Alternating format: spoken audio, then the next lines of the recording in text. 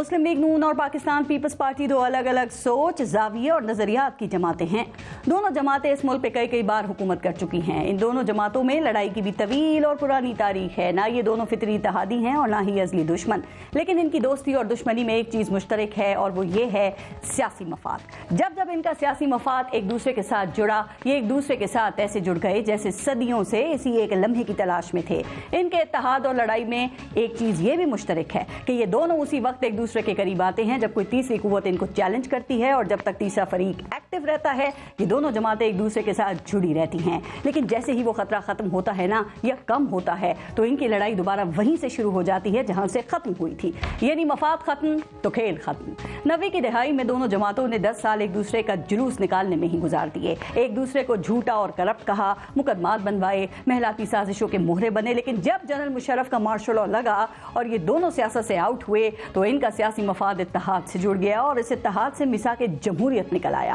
ادھر جنرل مشرف کا martial law ختم ہوا اور ادھر ان کے ساتھ رہنے کی ضرورت بھی تمام ہو گئی، اور پھر وہی سیاسی میدان، وہی لڑائیاں اور مفادات کا ٹکراؤ، یعنی کہ مفاد ختم تو کھیل ختم۔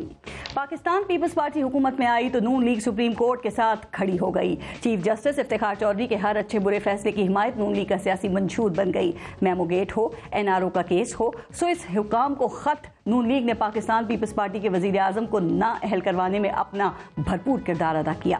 اچھا، جب نون لیگ کی حکومت میں پاکستان تحریک انصاف کے دھرنے کی صورت میں تیسری قوت نے انہیں چیلنج کیا نا تو دونوں جماعتیں سیاسی مفاد کے لیے پارلیمنٹ میں ایک بار پھر متحد ہو گئیں۔ لیکن جو ہی دھرنا ختم ہوا تو ان کی لڑائی دوبارہ شروع ہو گئی، یعنی مفاد ختم تو کھیل ختم۔ 2018 کے الیکشن میں جب تیسری پارٹی اقتدار میں آ گئی تو یہ دونوں پھر ایک چھتری تلے آ گئے اور PTI کے خلاف خوب جم کر لڑے۔ PDM بنا لی، PTI کو نکال کر اسی اتحاد کے ساتھ حکومت میں آ گئے، اور جب تک پاکستان تحریک انصاف ایک تھریٹ کے طور پر سیاسی میدان میں موجود رہی ان کا اتحاد برقرار رہا۔ 9 مئی کے بعد جب پاکستان تحریک انصاف کمزور ہونا شروع ہوئی تو اب نون لیگ اور پاکستان پیپلز پارٹی میں لڑائی کی خبریں پھر آنا شروع ہو گئی ہیں۔ کشمیر کے ضمنی الیکشن میں دونوں ایک دوسرے پر دھاندلی کے الزامات لگا رہے ہیں تو PCB میں اپنا بندہ لگانے پر بھی اختلافات ہیں، اور آج تو بلاول بھٹو نے کھل کر مسلم لیگ نون کو انتخابی میدان میں آنے کا چیلنج دے دیا ہے، ورنہ بجٹ میں وہ کہتے ہیں کہ ہم آپ کو ووٹ نہیں دیں گے۔ اب جناب سامنے کی تو یہی باتیں ہیں، لیکن کہا یہ جا رہا ہے کہ اصل مسئلہ استحکام کا ہے جو ان دونوں کے درمیان عدم استحکام کی وجہ بن گیا ہے، یعنی مفاد کے ساتھ ہی کھیل ایک بار پھر سے خاتمے کی طرف جاتا دکھائی دے رہا ہے۔